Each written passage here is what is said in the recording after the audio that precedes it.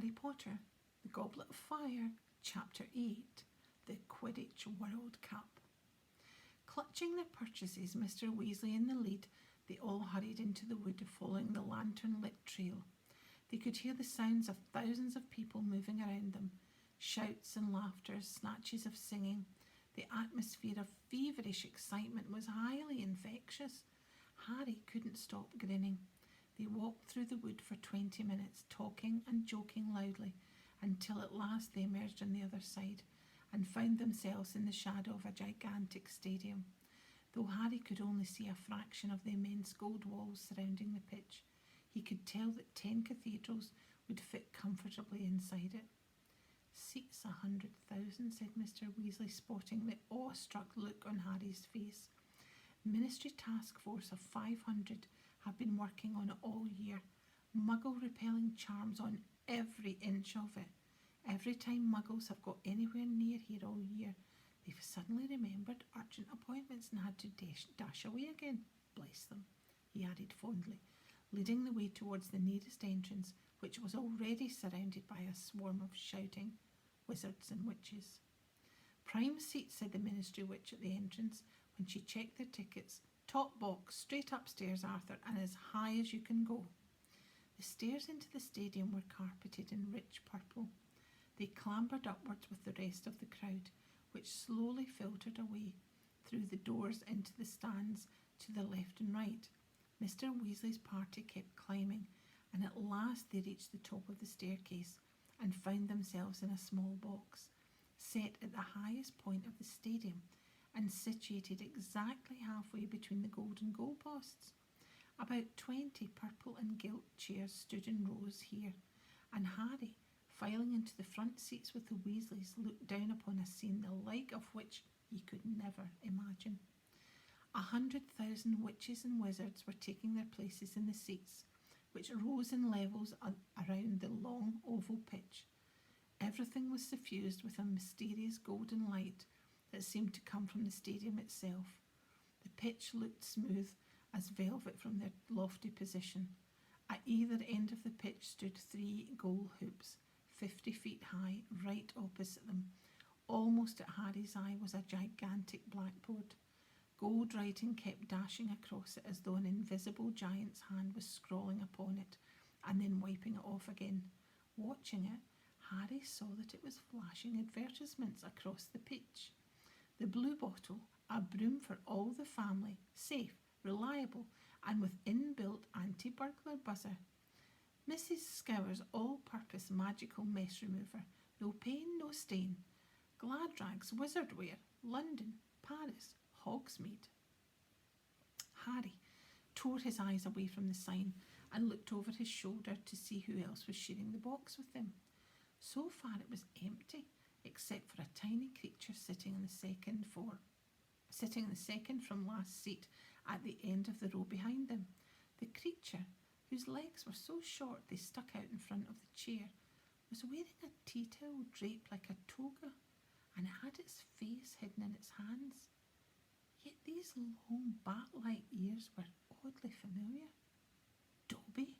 said Harry incredulously.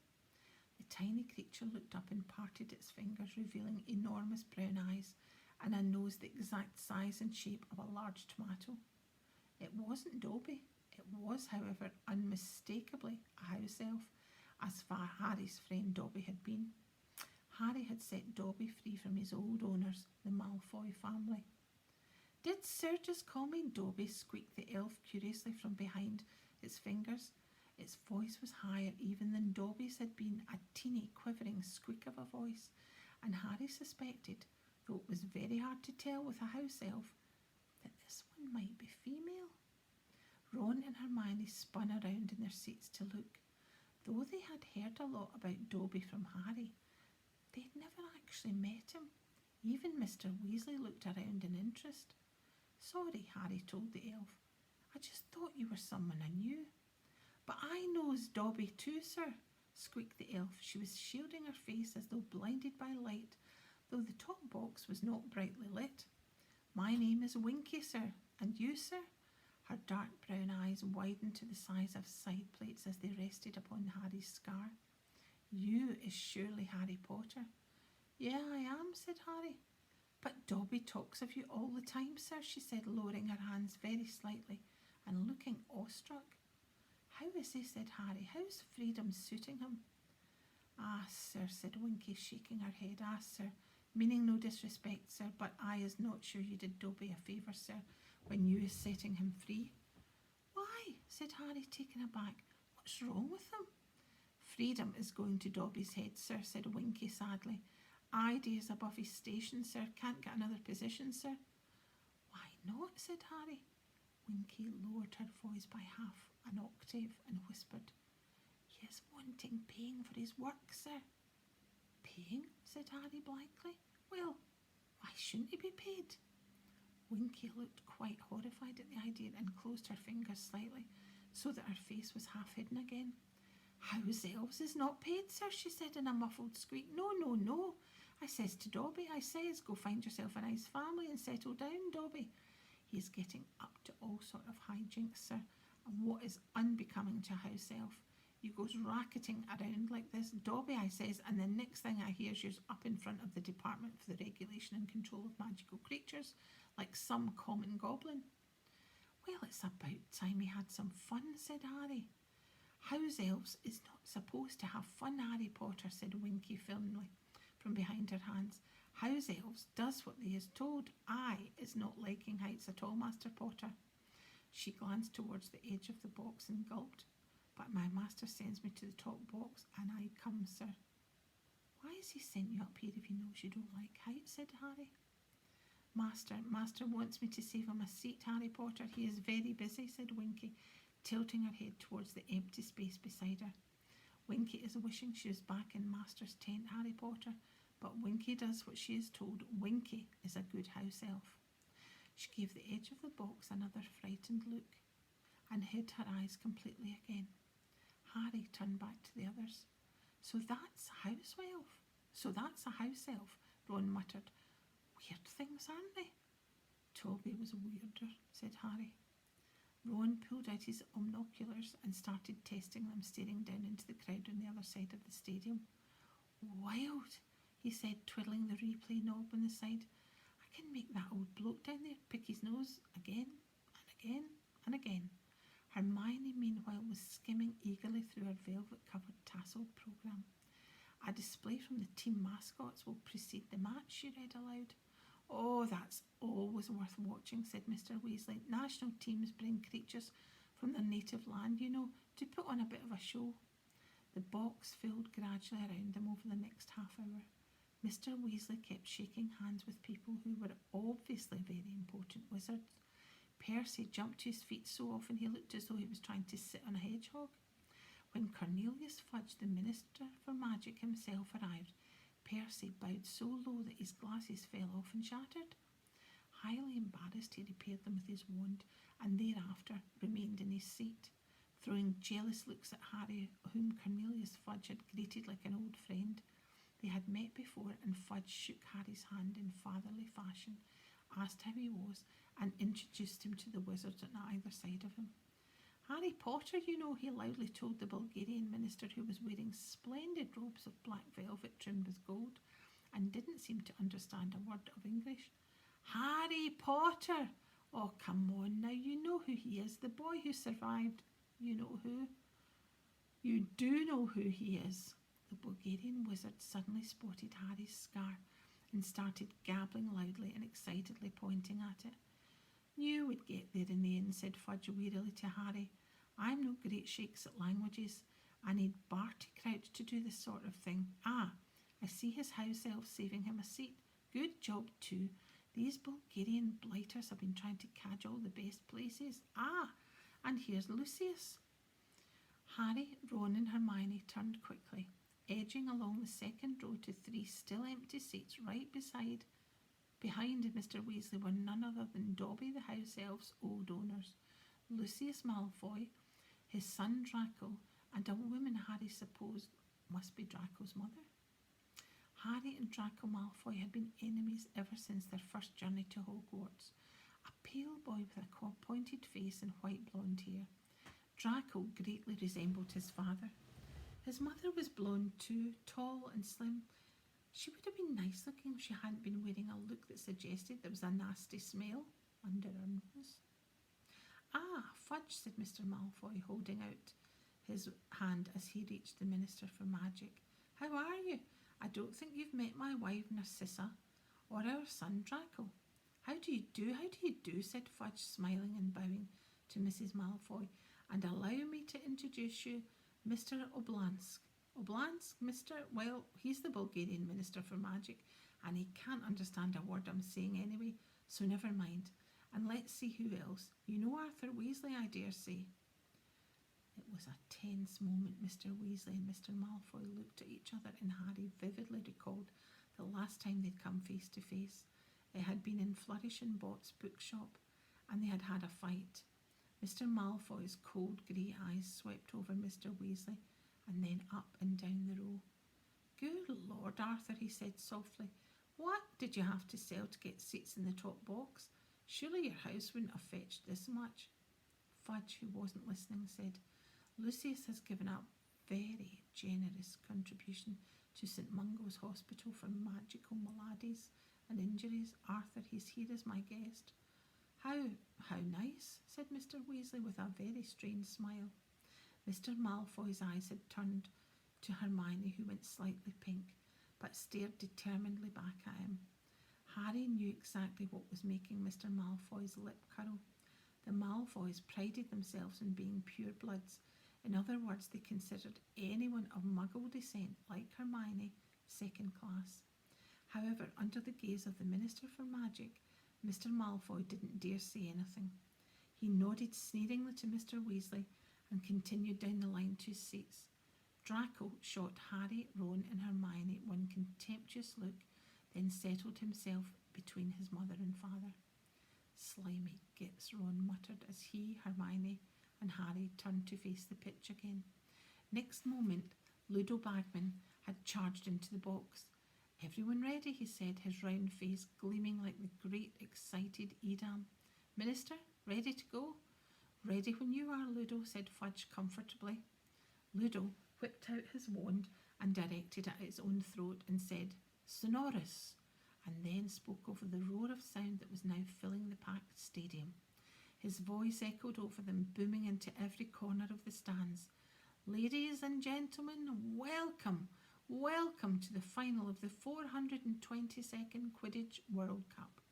The spectators screamed and clapped. Thousands of flags waved, adding their discordant national anthems to the racket. The huge blackboard opposite them was wiped clear of its last message. Bertie Bott's every flavour beans, a risk with every mouthful. Now showed Bulgaria 0, Ireland 0. And now, without further ado, allow me to introduce the Bulgarian team mascots. The right-hand side of the stands, which was a solid block of scarlet, roared its approval. I wonder what they've brought, said Mr. Weasley, leaning forward in his chair. Ah, he suddenly whipped off his glasses and polished them hurriedly in his robes. Vila! But what are Vila? But 100 Vila were now gliding out onto the pitch, and Harry's question was answered for him. Vila were women, the most beautiful women Harry had ever seen, except they couldn't be human. This puzzled Harry for a moment while he tried to guess what exactly they could be. What could make their skin shine moon bright like that, or their white gold hair fan out behind them without wind? But then the music started and Harry stopped worrying about them not being human. In fact, he stopped worrying about anything at all. The Vila had started to dance and Harry's mind had gone completely and blissfully blank. All that mattered in the world was that he kept watching the Vila, because if they stopped dancing, terrible things would happen. As the Vila danced faster and faster, wild, half-formed thoughts started chasing through Harry's dazed mind. He wanted to do something very impressive right now. Jumping from the box into the stadium seemed a good idea, but would it be good enough? Harry, what are you doing? Said Hermione's voice from a long way off. The music stopped. Harry blinked. He was standing up and one of his legs was resting on the wall of the box. Next to him, Ron was frozen in an attitude that looked as though he was about to dive from a springboard. Angry yells were filling the stadium. The crowd didn't want the Villa to go. Harry was with them. He would, of course, be supporting Bulgaria, and he wondered vaguely why he had a large green shamrock pinned to his chest. Ron, meanwhile, was absent-mindedly shredding the shamrocks on his hat. Mr. Weasley, smiling slightly, leant over to Ron and tugged the hat out of his hands. "You'll be wanting that," he said, "once Ireland have had their say." "Huh?" said Ron, staring open-mouthed at the Villa, who had now lined up along one side of the pitch. Hermione made a loud tutting sound. She reached up and pulled Harry back into his seat. "Honestly," she said. "And now," roared Ludo Bagman's voice, "kindly put your wands in the air for the Irish national team mascots." Next moment, what seemed to be a great green and gold comet had come zooming into the stadium. It did one circuit of the stadium, then split into two smaller comets, each hurtling towards the goalpost. A rainbow aced suddenly across the pitch, connecting the two balls of light. The crowd oohed and ahed as though at a firework display. Now the rainbow faded and the balls of light reunited and merged. They had formed a great shimmering shamrock, which rose up into the sky and began to soar over the stands. Something like golden rain seemed to be falling from it. "Excellent," yelled Ron as the shamrock soared over their head and heavy gold coins rained from it, bouncing off their heads and seats. Squinting up at the shamrock, Harry realised that it was actually composed of thousands of tiny little bearded men with red waistcoats, each carrying a minute lamp of gold or green. "Leprechauns," said Mr. Weasley over the tumultuous applause of the crowd, many of whom were still fighting and rummaging around under their chairs to retrieve the gold. "There you are," Ron yelled happily, stuffing a fistful of gold coins into Harry's hand. "For the binoculars. Now you've got to buy me a Christmas present. Ha!" The great shamrock dissolved. The leprechauns drifted down onto the pitch on the opposite side from the Villa and settled themselves cross-legged to watch the match. "And now, ladies and gentlemen, kindly welcome the Bulgarian national Quidditch team. I give you Dimitrov." A scarlet-clad figure on a broomstick, moving so fast it was blurred, shot out onto the pitch from an entrance far below, to wild applause from the Bulgarian supporters. Ivanova, a second scarlet-robed player, zoomed out. Zograf, Levski, Volchanov, Volkov, and Crumb. That's him, yelled Ron, following Crumb with his binoculars. Harry quickly focused his own. Victor Crumb was thin, dark and sallow-skinned, with a large curved nose and thick black eyebrows. He looked like an overgrown bird of prey. It was hard to believe he was only 18. "And now, please greet the Irish national Quidditch team," yelled Bagman, "presenting Connolly, Ryan, Troy, Mullet, Moran, Quigley, and Lynch." 7 green blurs swept onto the pitch. Harry spun a small dial on the side of his binoculars and slowed the players down enough to read the word Firebolt on each of their brooms and see their names embroidered in silver upon their backs. And here, all the way from Egypt, a referee, acclaimed chair wizard of the International Association of Quidditch, Hassan Mustafa. A small and skinny wizard, completely bald, but with a moustache to rival Uncle Vernon's, wearing robes of pure gold to match the stadium, strode out onto the pitch.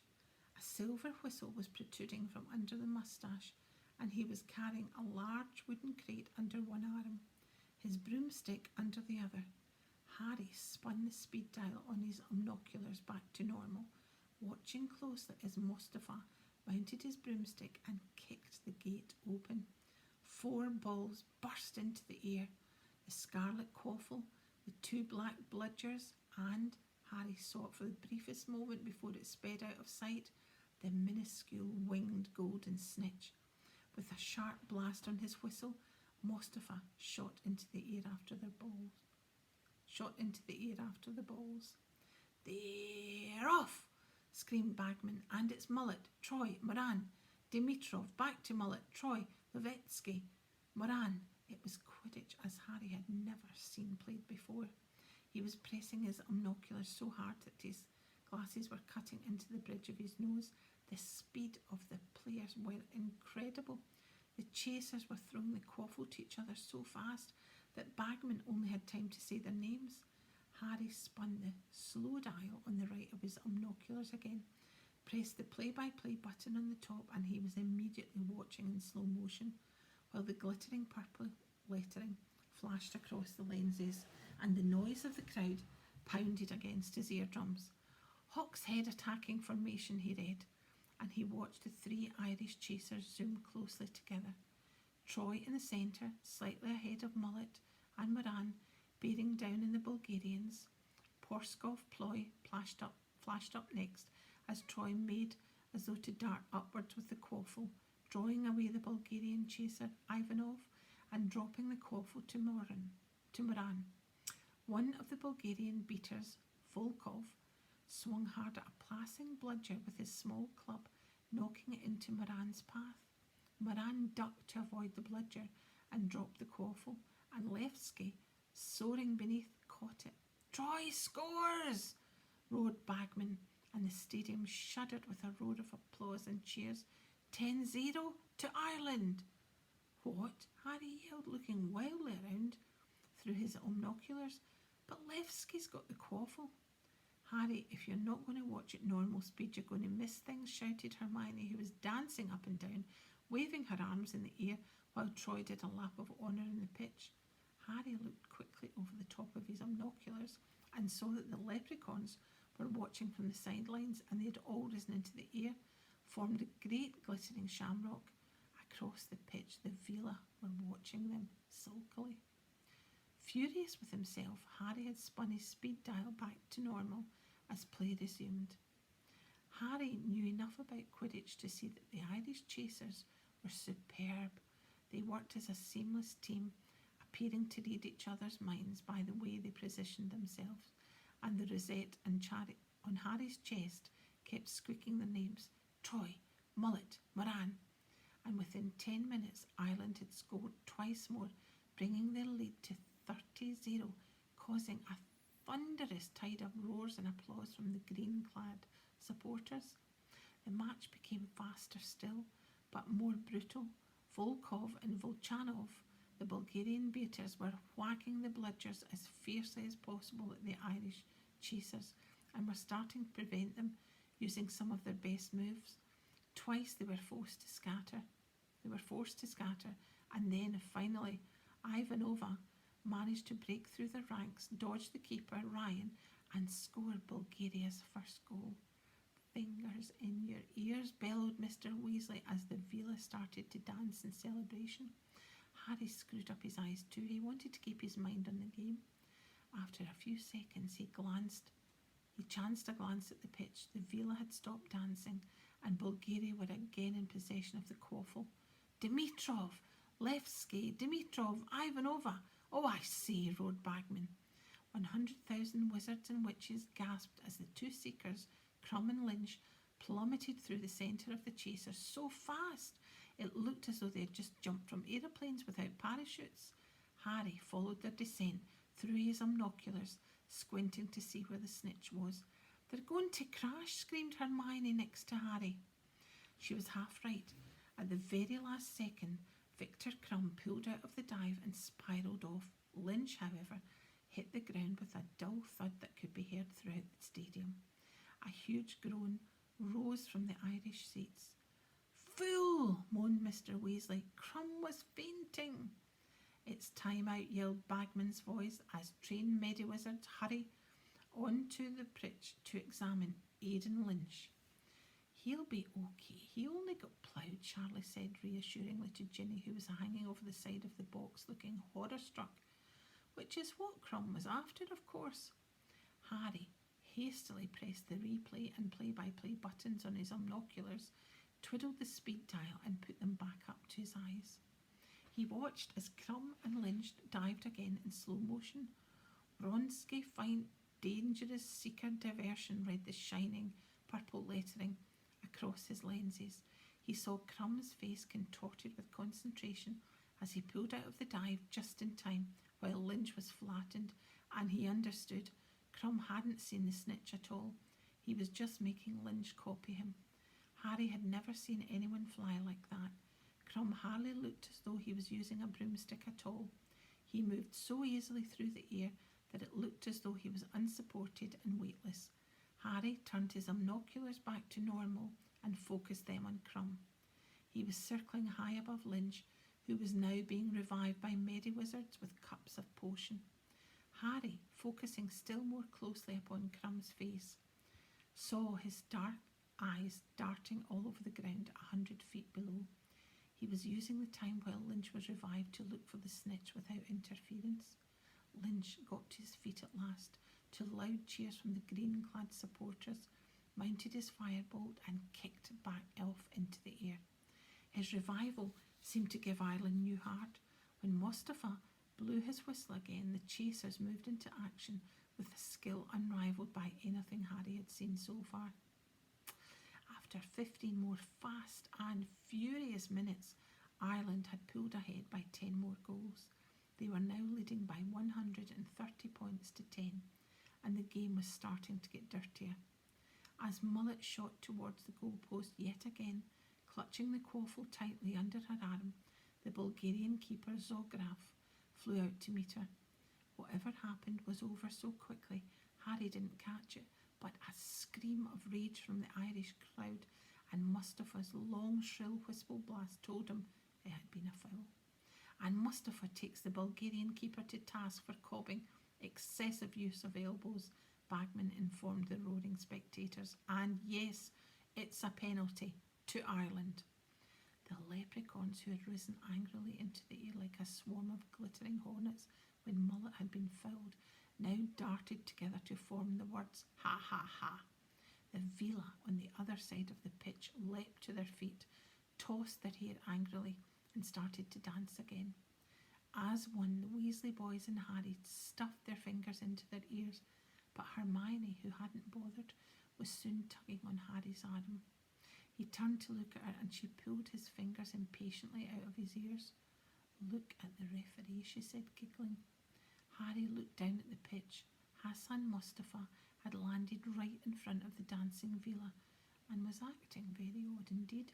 He was flexing his muscles and smoothing his moustache excitedly. "Now we can't have that," said Ludo Bagman, as though he sounded highly amused. "Somebody slap the referee." A Medivizard came tearing across the pitch, his fingers stuffed in his own ears, and kicked Mustafa hard in the shins. Mustafa seemed to come to himself. Harry, watching through the binoculars again, saw that he looked exceptionally embarrassed and was shouting at the Vila, who had stopped dancing and were looking mutinous. "And unless I'm much mistaken, Mustafa is actually attempting to send off the Bulgarian team mascots," said the Bagman's voice. "Now there's something we haven't seen before. Oh, this could turn nasty." It did. The Bulgarian beaters Volkov and Volchanov had landed either side of Mustafa and began arguing furiously with him, gesticulating towards the leprechauns, who had now gleefully formed the words, "He, he, he." Mustafa was not impressed by the Bulgarians' arguments, however. He was jabbing his fingers into the air, clearly telling them to get flying again, and when they refused, he gave 2 short blasts on his whistle. "2 penalties for Ireland," shouted Bagman, and the Bulgarian crowd howled with anger. "And Volkov and Volchanov had better get back on those brooms. Yes, there they go, and Troy takes the quaffle." Play now reached a level of ferocity beyond anything they had yet seen. The beaters on both sides were acting without mercy. Volkov and Volchanov in particular seemed not to care whether their clubs made contact with bludger or human.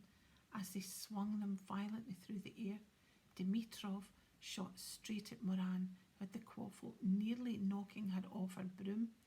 "Foul!" roared the Irish supporters as one all standing up in a great wave of green. "Foul!" echoed Ludo Bagman's magically magnified voice. Dimitrov skins Moran, deliberately flying to collide there. It's got to be another penalty. Yes, there's the whistle. The leprechauns had risen into the air again, and this time they formed a giant hand which was making a very rude sign. Indeed, across the pitch towards the Villa. At this, the Villa lost control. They launched themselves across the pitch and began throwing what seemed to be handfuls of fire at the leprechauns. Watching through his binoculars, Harry saw that they didn't look remotely beautiful now. On the contrary, their faces were elongating into sharp, cruel-beaked bird heads, and long, scaly wings were bursting from their shoulders. "And that, boys," yelled Mr. Weasley over the tumult of the crowd below, "is why you should never go for looks alone." Ministry wizards were flooding onto the field to separate the Villa and the leprechauns, but with little success. Meanwhile, the pitched battle below was nothing to the one above. Harry turned this way and that, staring through his binoculars as the quaffle changed hands with the speed of a bullet. Levski, Dimitrov, Moran, Troy, Mullet, Ivanova, Moran again, Moran scores!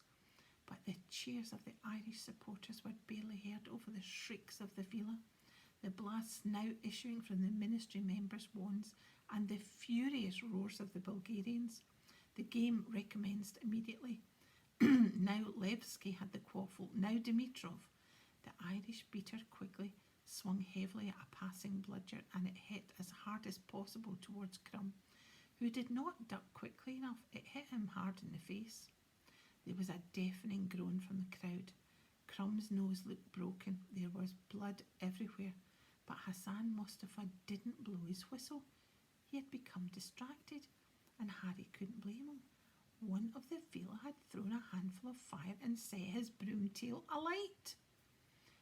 Harry wanted someone to realise that Crumb was injured, even though he was supporting Ireland, and Crumb was the most exciting player on the pitch. Ron obviously felt the same. "Time out. Come on, he can't play like that. Look at him. Look at Lynch," Harry yelled, for the Irish seeker had suddenly gone into a dive, and Harry was quite sure that this was no Vronsky fight. This was the real thing. "He's seen the snitch," Harry shouted. "He's seen it. Look at him go." Half the crowd seemed to have realised what was happening. The Irish supporters rose in a great wave of green, screaming their seeker on, but Crumb was on his tail. How could he see where he was going? Harry had no idea. There were flecks of blood flying through the air behind him, but he was drawing level with Lynch now as the pair of them hurtled towards the ground again. "They're going to crash," shrieked Hermione. "They're not," roared Ron. "Lynch is," yelled Harry, and he was right. For the second time, Lynch hit the ground with tremendous force, and he was immediately stampled on by a horde of angry Villa. The snitch, where's the snitch?" bellowed Charlie all along the row. "He's got it, Crumb's got it, it's all over," shouted Harry.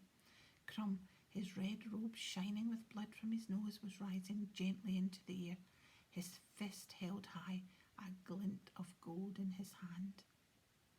The scoreboard was flashing. Bulgaria 160, Ireland 170 across the crowd, who didn't seem to have realised what had happened.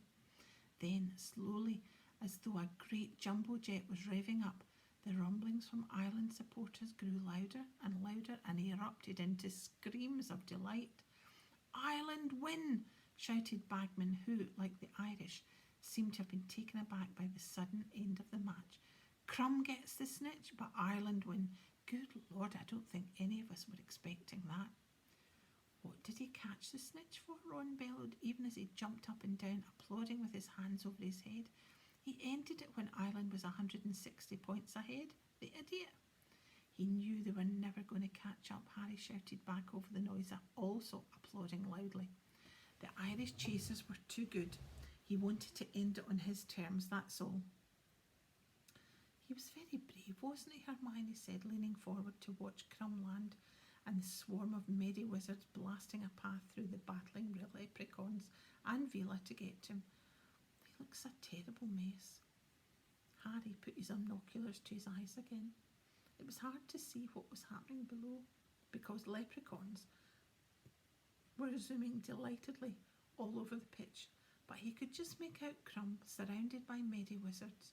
He looked surlier than ever and refused to let them mop him up. His teammates were around him, shaking their heads and looking dejected. A short way away, the Irish players were dancing gleefully in a shower of gold descending from their mascots. Flags were waving all over the stadium. The Irish national anthem blared from all sides. The Vila were shrinking back into their usual beautiful selves now, though looking dispirited and forlorn. "Well, we fought bravely," said a gloomy voice behind Harry. He looked around. It was the Bulgarian Minister for Magic. "You can speak English," said Fudge, sounding outraged, "and you've been letting me mime everything all day." "Well, it was very funny," said the Bulgarian Minister, shrugging. And as the Irish team perform a lap of honour, flanked by their mascots, the Quidditch World Cup itself is brought into the top box road bagman. Harry's eyes were suddenly dazzled by a blinding white light as the top box was magically illuminated so that everyone in the stands could see the inside. Squinting towards the entrance, he saw two panting wizards carrying into the box a vast golden cup, which they handed to Cornelius Fudge, who was still looking very disgruntled that he'd been using sign language all day for nothing. "Let's have a really loud hand for the gallant losers, Bulgaria," Bagman shouted, and up the stairs into the box came the 7 defeated Bulgarian players. The crowd below were applauding appreciatively. Harry could see thousands and thousands of monocular lenses flashing and winking in their directions.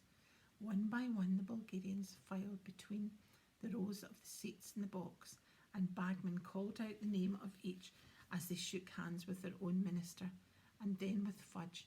Crumb, who was last in line, looked a real mess. 2 black eyes were blooming spectacularly on his bloody face, and he was still holding the snitch. Harry noticed that he seemed much less coordinated on the ground. He was slightly duck-footed and distinctly round-shouldered, but when Crumb's name was announced, the whole stadium gave him a resounding, ear-splitting roar. And then came the Irish team. Aidan Lynch was being supported by Moran and Connolly. The second crash seemed to have dazed him, and his eyes looked strangely unfocused, but he grinned happily as Troy and Quigley lifted the cup into the air, and the crowd below thundered their approval. Harry's hands were numb with the clapping. At last, when the Irish team had left the box to perform another lap of honour on their brooms, Aidan Lynch on the back of Connolly's clutching hard around his waist and still grinning in a bemused sort of way, Bagman pointed his wand at his throat and muttered, "Quietus." "They'll be talking about this one for years," he said hoarsely. "A really unexpected twist, that. Shame it couldn't have lasted longer. Ah, yes, I owe you. How much?" For Fred and George had just scrambled over the backs of their seats and were standing in front of Ludo Bagman with broad grins on their faces, their hands outstretched.